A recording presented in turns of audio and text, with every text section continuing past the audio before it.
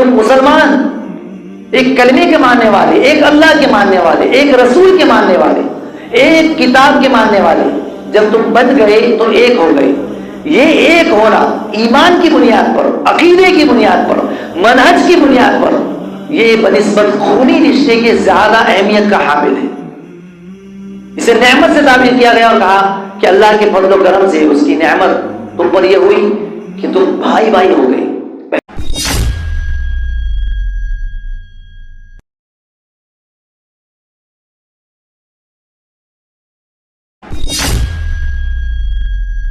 وأشهد أن محمدا عبده ورسوله، أما بعد فإن خير الحديث كتاب الله، وخير الهدي هدي محمد صلى الله عليه وسلم، وشر الأمور محدثاتها، وكل محدثة بدعة، وكل بدعة ضلالة، وكل ضلالة في النار۔ قال الله تبارك وتعالى في القرآن المجيد والفرقان الحميد، فأعوذ بالله السميع العليم من الشيطان الرجيم، بسم الله الرحمن الرحيم، قاف والقرآن المجيد بل عجبوا أن جاءهم منذر منهم فقال الكافرون هذا شيء عجيب أئذا متنا وكنا ترابا ذلك رجع بعيد قد علمنا ما تنقص الأرض منهم وعندنا كتاب حفيظ بل كذبوا بالحق لما جاءهم فهم في أمر مريج أفلم ينظروا إلى السماء فوقهم كيف بنيناها وزيناها وما لها من فروج۔ وقال تعالى في مقام آخر واعتصموا بحبل الله جميعا ولا تفرقوا۔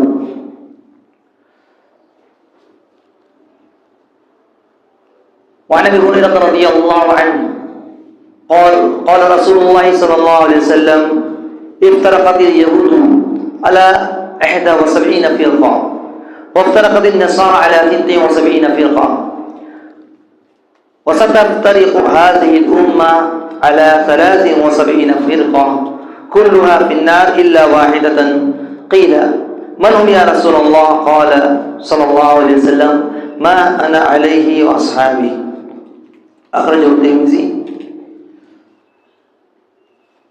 وصححه الألباني۔ سبحانك لا علم لنا إلا ما علمتنا إنك أنت العليم الحكيم، رب اشرح لي صدري ويسر لي أمري واحلل عقدة من لساني يفقهوا قولي، اللهم انفعني بما علمتني وعلمني ما ينفعني وزدني علما۔ بے پناہ حمد و ثنا کبریائی بڑائی بزرگی بالا ترین عزت و جلال لائق اور سزاوار ہے اللہ وحدہ لا شریک کے لیے، جس نے ہمیں اور آپ کو پیدا کیا اور ہماری ہدایت اور رہنمائی کا بہترین انتظام فرمایا، آسمان سے کتابوں کا نزول فرمایا، انبیاء اور رسول کو مبعوث کیا جنہوں نے اللہ کے پیغام کو اللہ کے بندوں تک انتہائی امانت داری دیانت داری کے ساتھ پہنچایا۔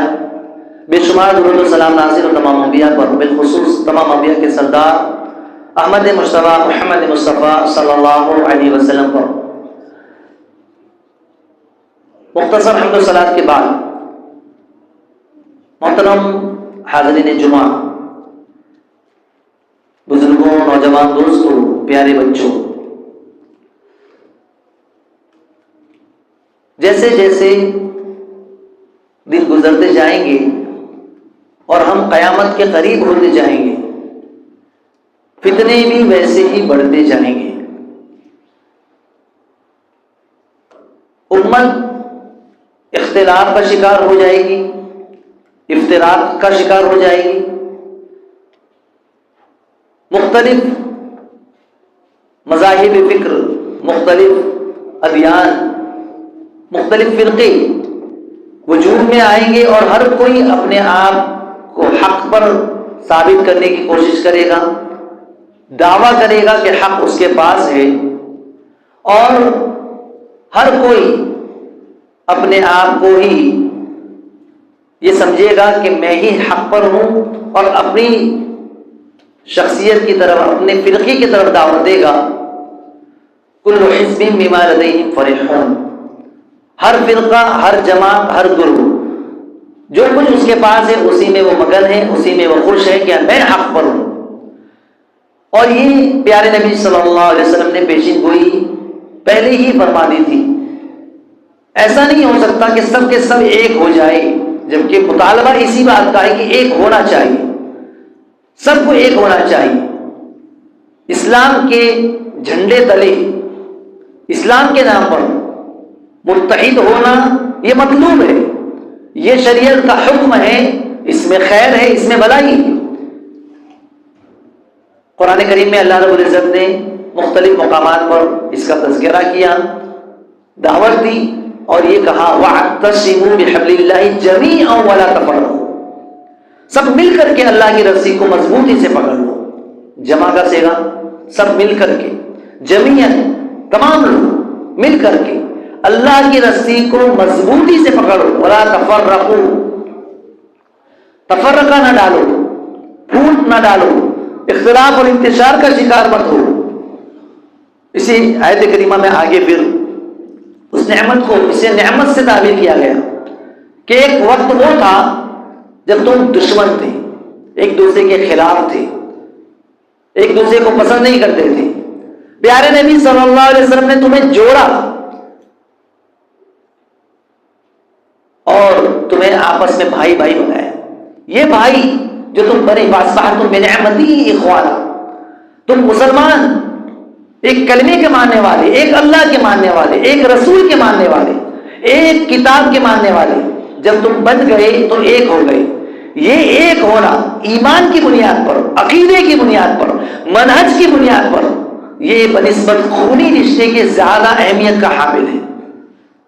اسے نعمت سے تعبیر کیا گیا اور کہا کہ اللہ کے فضل و کرم سے اس کی نعمت تم پر یہ ہوئی کہ تم بھائی بھائی ہو گئے۔ پہلے تم دشمن ہوا کرتے تھے، تم میں آپس میں جو جنگیں ہوا کرتی تھی وہ سال ہر سال چلتی تھی، نسل در نسل چلتی تھی،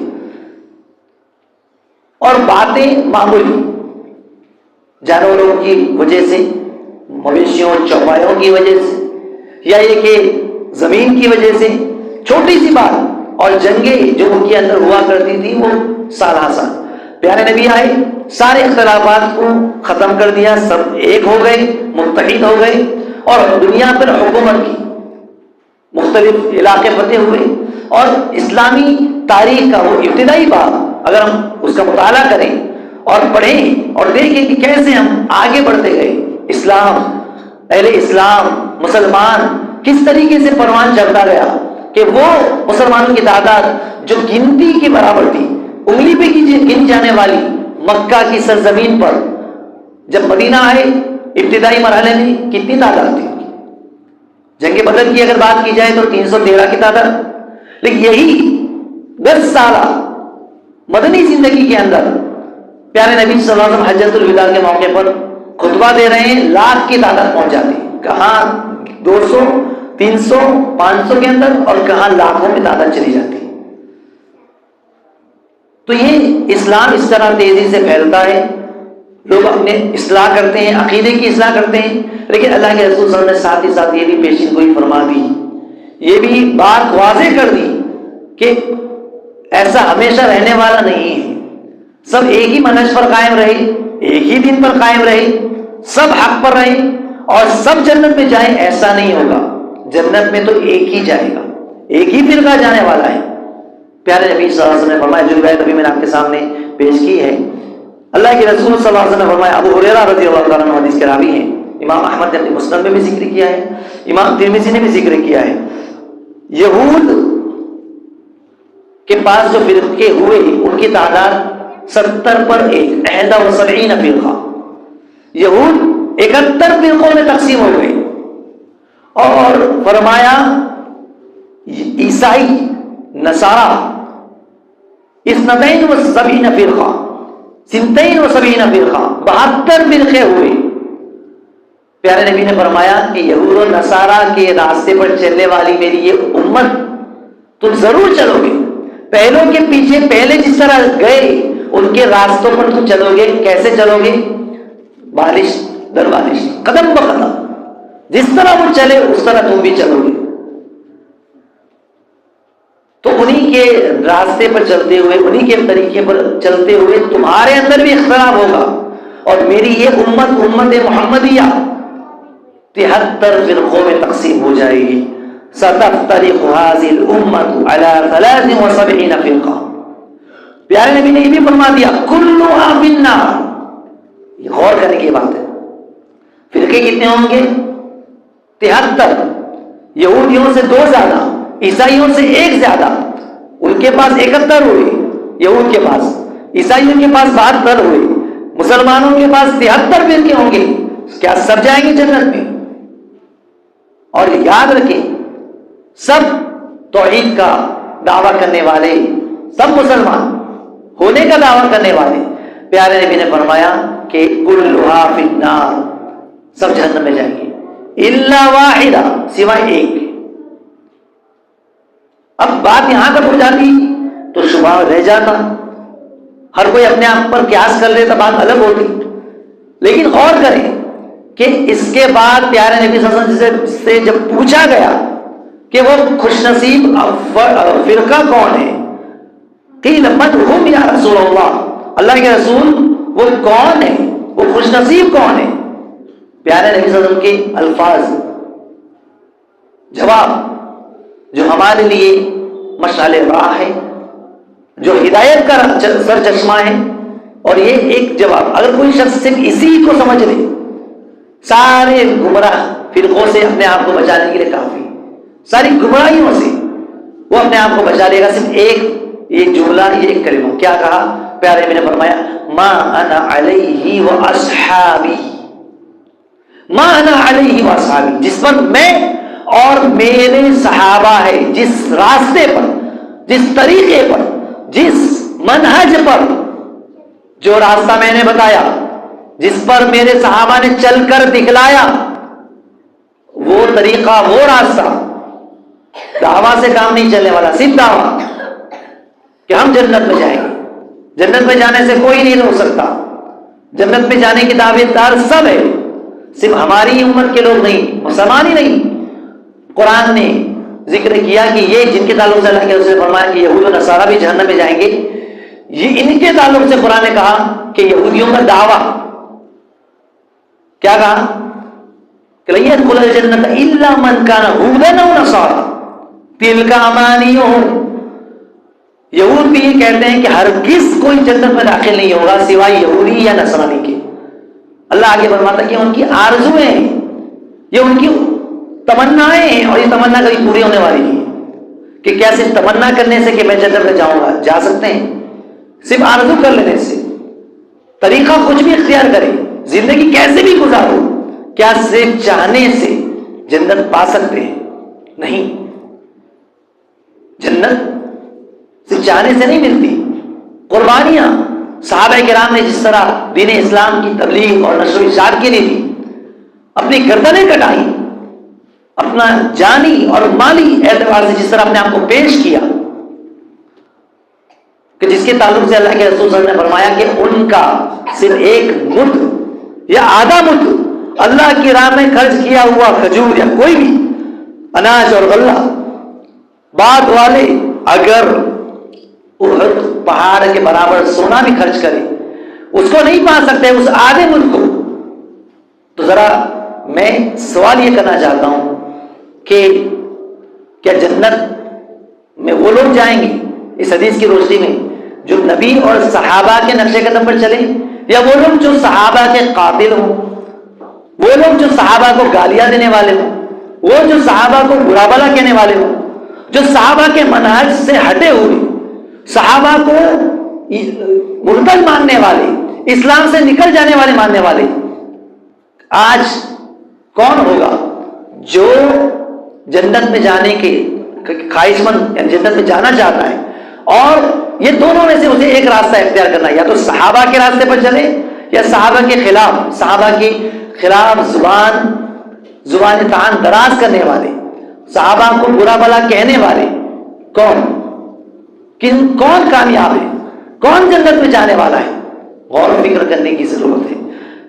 کئی فرقے اس سلسلے میں بعد میں وجود میں آئے، اور ایک فرقہ وجود میں آیا جسے ہم خوارج کے نام سے جانتے ہیں. خارجی، خوارج، یہ وہ فرقہ ہے جو سب سے پہلا فرقے کی بنیاد پیارے نبی صلی اللہ علیہ وسلم نے بیان فرما دی حدیث کے اندر کہ اتنے فرقے تو ہونے والے ہیں، لیکن نبی کے زمانے میں کوئی فرقہ اب تک وجود میں نہیں آیا تھا. اب سب سے پہلا فرقہ جو اس امت کے اندر وجود میں آیا وہ خوارج کا فتنہ تھا، اور اس کی آغاز نبی کے زمانے سے ہو چکا تھا۔ اس کی فکر، وہ فکر جو تھی وہ پروان چڑھ گئی تھی نبی کے زمانے ہی میں۔ انہی کی نسل کا جو اصل آدمی تھا جس کا نام تھا ذوالخویسرہ، کیا نام تھا؟ ذوالخویسرہ۔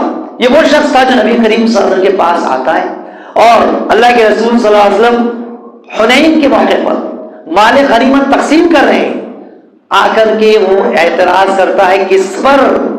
غور کریں، نبی پر اعتراض کرتا ہے۔ نبی کو یہ کہتا ہے کہ اے نبی، آپ نے تقسیم صحیح نہیں کیا، آپ نے انصاف سے کام نہیں لیا، آپ انصاف کیجیے۔ وہ یہ کہتا ہے، پیارے نبی صلی اللہ علیہ وسلم جب تقسیم کر رہے ہوتے مال غنیمت، یا محمد اعدل، یا محمد اعدل فإنک لم تعدل، اے محمد انصاف کرو، تم نے انصاف نہیں کیا۔ پیارے نبی نے کیا فرمایا کہ اگر میں انصاف نہ کروں تو اور کون ہوگا انصاف کرنے والا؟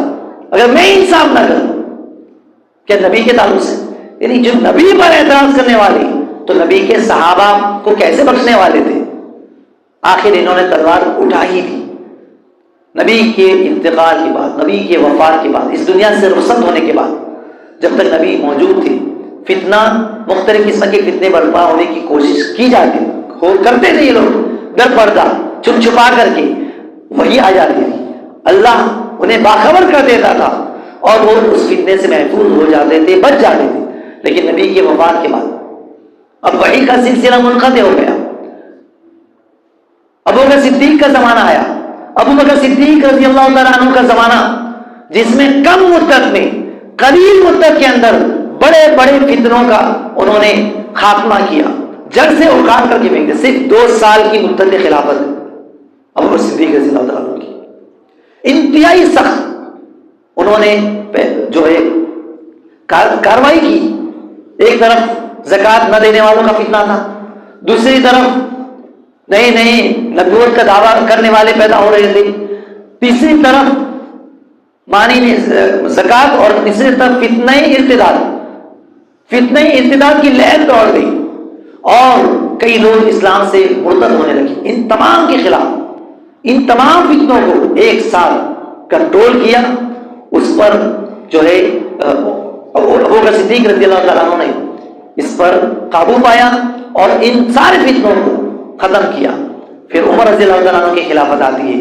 عمر رضی اللہ تعالیٰ عنہ کی خلافت 10 سال خلافت رہتی ہے، لیکن عمر، ان کے زمانے میں فتوحات کا سلسلہ بڑھتا ہے اور مسلمان ایک دنیا کے ایک بڑے حصے پر فتح کرنے میں کامیاب ہو جاتے ہیں، مسلمانوں کی تعداد بڑھتی ہے، مسلمانوں کے علاقہ بڑھتا ہے، مسلمان تعداد میں بکثرت اضافہ ہوتے رہتا ہے، دھیرے دھیرے اضافہ ہوتے رہتا ہے، اور اس طریقے سے عمر رضی اللہ تعالیٰ عنہ کا 10 سالہ دورہ خلافت جو ہے انتہائی آسانی کے ساتھ گزرتا ہے۔ کسی کی ہمت نہیں ہوتی خلاف کوئی بغاوت کرنے کی، کھڑے ہونے کی، کیونکہ وہ عمر کہ جسے دیکھ کر کے شیطان اپنا راستہ بدل لے۔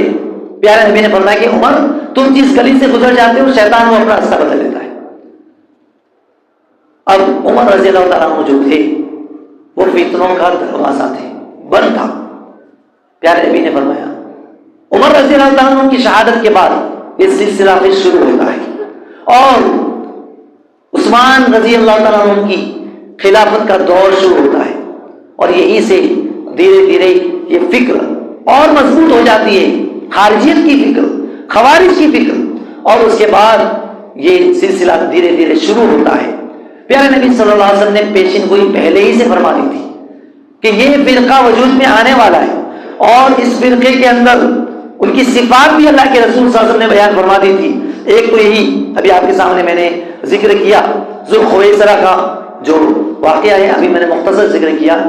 مسلم کے اندر یہ روایت موجود ہے، اور حدیث کے جو راوی ہیں وہ ابو سعید خدری رضی اللہ تعالیٰ عنہ ہیں۔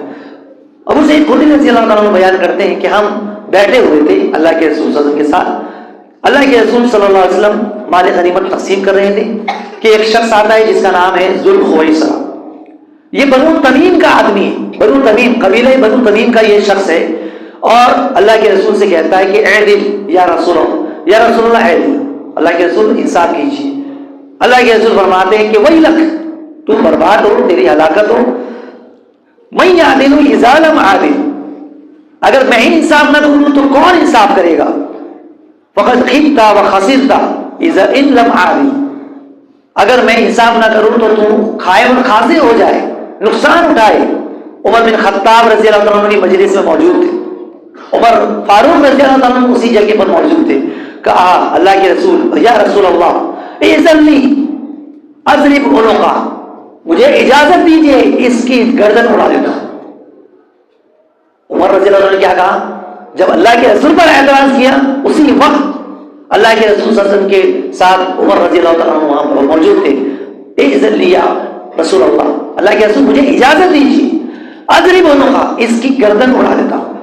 اللہ کے رسول صلی اللہ علیہ وسلم نے فرمایا دعہ، اسے چھوڑ دو، جانے دو، مت مارو۔ کیوں؟ اس وقت اللہ کے رسول صلی اللہ علیہ وسلم نے بھی فرمایا کہ کیوں نہ مارے، اور اس وقت اللہ کے رسول صلی اللہ علیہ وسلم نے ان کی صفات بیان کی۔ کیا صفات بیان کی؟ اللہ کے رسول نے فرمایا فَإِنَّ لَهُ أَصْحَابًا يَحْقِرُ أَحَدُكُمْ صَلَاتَهُ مَعَ صَلَاتِهِ وَصِيَامَهُ مَعَ صِيَامِهِ يَقْرَؤُونَ الْقُرْآنَ لَا يُجَاوِزُ تَرَاقِيهِمْ يَمْرُقُونَ مِنَ الدِّينِ كَمَا يَمْرُقُ السَّهْمُ مِنَ الرَّمِيَّةِ۔ اسے جانے دو، اس کے ساتھی جو اس کے بعد آنے والے ہیں، اس کے ساتھیوں میں سے اس کی سوچ اور فکر لے کر کے کچھ لوگ آنے والے ہیں۔ کون؟ جو تم میں سے یحقر احدکم صلاتہ مع صلاتہ، ان کی نماز کے سامنے تم اپنی نمازوں کو حقیر سمجھو گے۔ اتنا خشوع و خضوع کے ساتھ نماز پڑھنے والا، اتنے اچھے طریقے سے نماز پڑھنے والا، ان کے روزوں کے سامنے تم اپنے روزوں کو حقیر سمجھو گے۔ معلوم کیا ہوا؟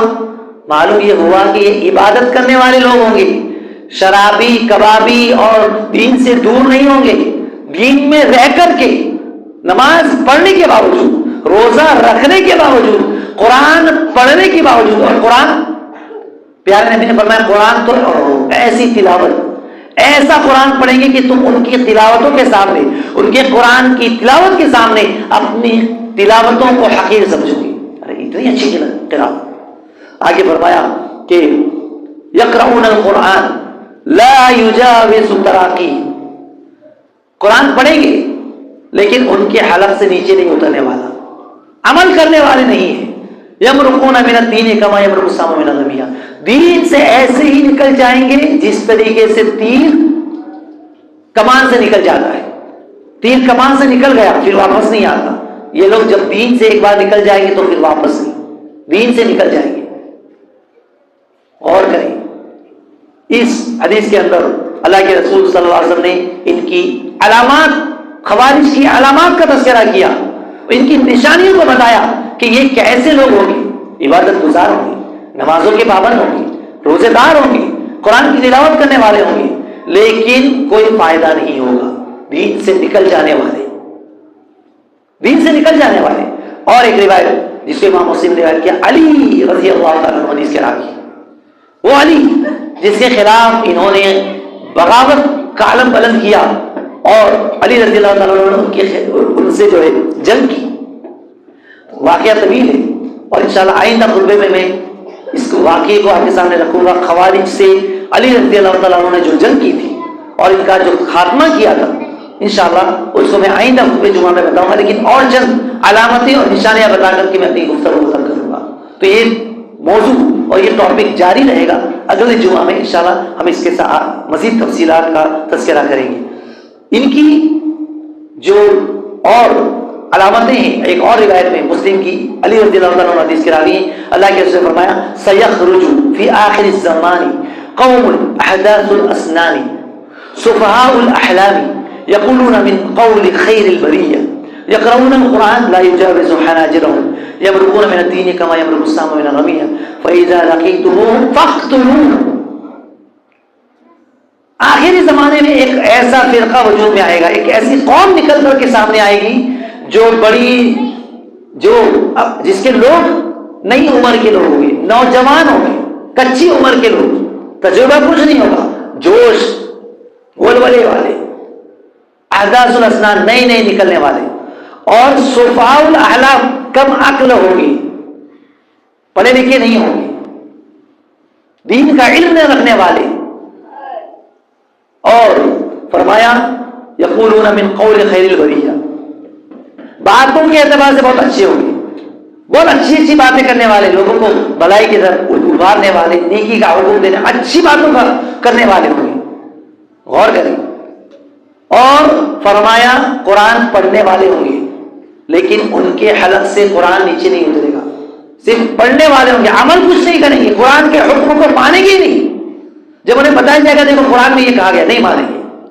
اور یہ فرمایا کہ یہ دین سے اس طرح نکل جائیں گے جس طرح تیر کمان سے نکل جاتا ہے. جب تم ان سے ملاقات کرو، فَإِذَا لَقِيتُمُوهُمْ فَاقْتُلُوهُمْ، جب تم ان سے ملو تو انہیں قتل کرو. فَإِنَّ فِي قَتْلِهِمْ أَجْرًا لِمَنْ قَتَلَهُمْ عِنْدَ اللَّهِ يَوْمَ الْقِيَامَةِ، کیونکہ ان کے قتل کرنے پر اجر ہے، قیامت تک ان کے قتل کرنے پر اجر و ثواب ہے. سوچیے کیوں ایسا کہا گیا کہ انہیں قتل کرو؟ کیونکہ یہ لوگ ایسے ہوں گے جو مسلمانوں کے خلاف تلوار اٹھائیں گے، مسلمان ہونے کے باوجود اپنے آپ کو مسلمان سمجھیں گے، لیکن مسلمانوں کو کے قتل کو واجب اور حلال سمجھیں گے، مسلمانوں کو قتل کریں گے، مسلمانوں کو قتل کریں گے. اب دیکھیے کہ علی رضی اللہ تعالیٰ عنہ کو قتل کرنے والا کیا نام تھا اس کا معلوم؟ کسی بت پرست نے، کسی مجوسی نے، کسی عیسائی نے، کسی یہودی نے قتل نہیں کیا تھا. اس کا نام تاریخ میں موجود ہے، عبد الرحمن ابن ملجم مرادی. غور کریں اس کے نام پر، کیا نام تھا؟ عبد الرحمن. اور قتل کرنے کے بعد وہ یہ کہتا ہے کہ میں نے مسلمانوں کو بچا لیا فتنوں سے میں نے بچا لیا. اور اس کے تعلق سے بھی آتا ہے کہ یہ جو ہے بہت بڑا نماز کا پابند تھا، تہجد گزار تھا. علی رضی اللہ تعالیٰ خلیفہ، نبی کریم صلی اللہ علیہ وسلم کے چچیرے بھائی، نبی کے داماد، ان کا اتنا بڑا مقام. اور اس کے علاوہ بھی انشاءاللہ مزید تفصیلات کو میں آئندہ خطبہ جمعہ میں آپ کے سامنے رکھوں گا. ان کی اور ایک صفت یہ بیان کی، یقتلون اہل الاسلام، بخاری مسلم میں ابو سعید خدری رضی اللہ تعالیٰ عنہ حدیث کے راوی ہیں. ان کی صفت کے تعلق سے یقتلون اہل الاسلام ویدعون اہل الاوثان، اہل اسلام کو قتل کریں گے اور بت پرست لوگوں کو چھوڑ دیں گے. آپ دیکھیں کہ مسلمانوں کے خلاف بھی ہمیشہ دشمنان اسلام کا سپورٹ کرتے ہوئے نظر آئیں گے، مسلمانوں کے جو دشمن ہیں ان کا ساتھ دیتے ہوئے نظر آئیں گے، چاہے وہ کسی بھی اعتبار سے ہو. آج کے دور میں بھی یہ موجود ہے، اور مسلمانوں کا قتل دن آئے دن کرتے ہی رہتے ہیں. وہ کیا ہے، آج کی خارجیت کیا ہے، اور کس طریقے سے وہ صفات آج موجود ہیں، انشاءاللہ اس کا بھی تذکرہ میں آئندہ خطبہ جمعہ میں کروں گا. آخر میں جو خلاصہ ہے صفات کا ان احادیث کی روشنی میں اپنی بتا کر کے اپنی گفتگو ختم کر رہا ہوں کہ جو روایتیں میں نے ابھی آپ کے سامنے مختلف رکھی، ان صفات، ان دلائل کی روشنی میں، ان احادیث کی روشنی میں کیا معلوم ہوا ہمیں، کون کون سی صفتیں رہی گی، ان کی علامتیں کیا رہی گی، یہ علامت ہم جانیں اور اپنے آپ کو ان صفتوں سے اپنے آپ کو بچائیں. نمبر 1 صفت حدثاء الاسنان، کم عمر لوگ ہوں گے. یہ دوسری صفت یہ بتائی کہ وہ صفاء الاحلامی، کم عقل ہوں گے، کم عقل، نئی عمر ہے اور بہت جلد وہ بڑے بڑے مسائل میں گفتگو کر رہے ہیں، بڑے بڑے باتوں کے اندر وہ بولیں گے. علم کی کمی ہوگی ان کے پاس، شرعی علم کی، دینی علم نہیں ہے ان کے پاس، جاہل ہے، لیکن اس کے باوجود بھی وہ بڑھ چڑھ کر کے آگے بڑھ کر کے بولیں گے. دین میں ان کے اندر غلو ہوگا، جہالت پر غلو ہوگا. غلو کسے کہتے ہیں؟ حد سے بڑی ہوئی چیز، حد سے بڑی ہوئی اس حد تک. آپ ایک ہی بات سے ان کا عقیدہ کیا ہے تفصیلی طور پر عقیدے کی کتابوں کی روشنی میں انشاءاللہ اگلے جمعہ میں آپ کے سامنے رکھوں گا. لیکن ایک چیز میں آپ کے سامنے رکھوں کہ وہ لوگ، خوارج کا عقیدہ کیا ہے؟ خوارج یہ کہتے ہیں کہ جو کبیرہ گناہ کرنے والے ہیں وہ کافر ہیں. کبیرہ گناہ کرنے والے کافر ہیں. کسی نے اگر کوئی کبیرہ گناہ کر لیا، کبیرہ گناہ شرک کبیرہ گناہ ہے، لیکن شرک یہ معاف نہیں ہے. شرک کرنے والا اگر مر جاتا ہے تو وہ یہ کبھی بھی معاف نہیں ہوگا. لیکن اس کے علاوہ جو دوسرے گناہ ہے کبیرہ، انسان اگر اسے ارتکاب کرتا ہے اور مر جاتا ہے سزا پائے گا، اپنے گناہ کی سزا پائے گا. اللہ کی مشیت میں اللہ چاہے تو معاف کر دے گا. لیکن یہ لوگ کیا کہتے ہیں کہ وہ کافر ہو گیا، ایک کبیرہ گناہ کرنے والا کافر ہو گیا. یہ ان کا عقیدہ ہے. یہ تفصیلی طور پر انشاءاللہ میں اگلے جمعہ میں آپ کے سامنے رکھوں گا. اسی طرح یہ جو ہے قرآن اور سنت کی نصوص کی تعویل کرتے ہیں. قرآن کی آیت پیش کریں گے لیکن معنی اور مفہوم اپنے اعتبار سے لے گئے. قرآن کی آیتیں پیش کر کے وہ کہیں گے کہ دیکھو قرآن میں یہ کہا گیا ہے، قرآن میں کہا گیا حکومت نافذ کرو، حکومت عام کرو. اس پر انشاءاللہ ہماری گفتگو اگلے خطبہ جمعہ میں ہوگی.